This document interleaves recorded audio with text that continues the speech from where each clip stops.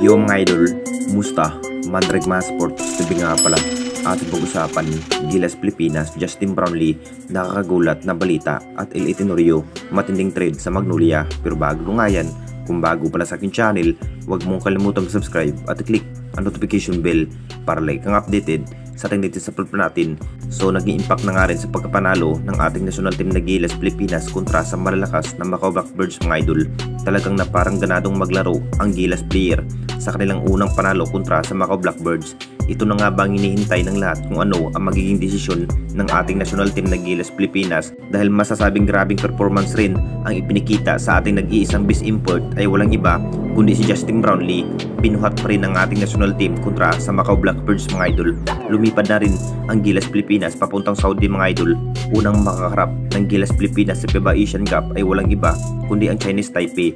Talagang hinahandaan pa rin ng ating national team kung paano pa nga bang matalo ang ibang bansa tulad nga ng Chinese Taipei, dahil isa rin ang Chinese Taipei mga idol, napaka-energetic sa bawat laban. Kung tutuusin mga idol, kayang-kaya pa rin ng ating national team kahit nagpapalakas pa rin ang Chinese Taipei ngayong FIBA Asian Cup qualifier. Marami pa rin ang nasasabi mga idol, ipinatawag ng araw ang ating best import sa FIBA dahil ipatitis ng araw itong si Justin Brownlee sa doping test kung positive na nga ba sa drug test. Kung sakaling positive pa rin ang ating best import, posibleng magiging out muna sa Gilas Pilipinas bilang import sa ating national team kung sakaling positive ito si Justin Brownlee.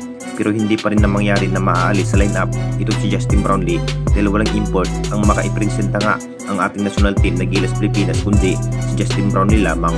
At dito na naman tayo sa isa pa nating balita, El Tenorio, big trade agad sa Magnolia. Alam na nating lahat mga idol, si El Tenorio na nga rin ang magiging bagong head coach ng Magnolia Hotshot mga idol.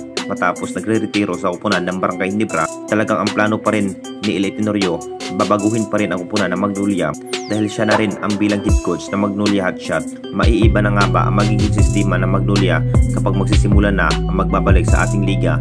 Ang plano pa rin ang nasabing new coach na si El Tenorio mga idol. Itidarid na nga ba yung sinong walang naambag sa upunan? Talagang ito pa rin ang balak ni El Tenorio sa kanyang panibagong career coach sa Magnolia Hotshot.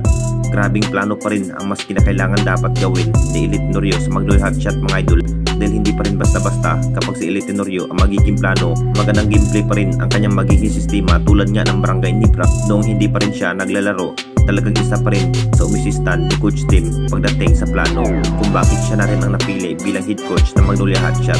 Magugulat pa rin ang lahat kung ano ang magiging dapat gawin ni El Tenorio sa kanyang panibagong kupunan, or mag-trade na nga ba kung hindi maambag sa upunan ng Magnolia Hotshot, o maghanap pa rin ng bagong player para palakasin niya ang Magnolia Hotshot ngayong season.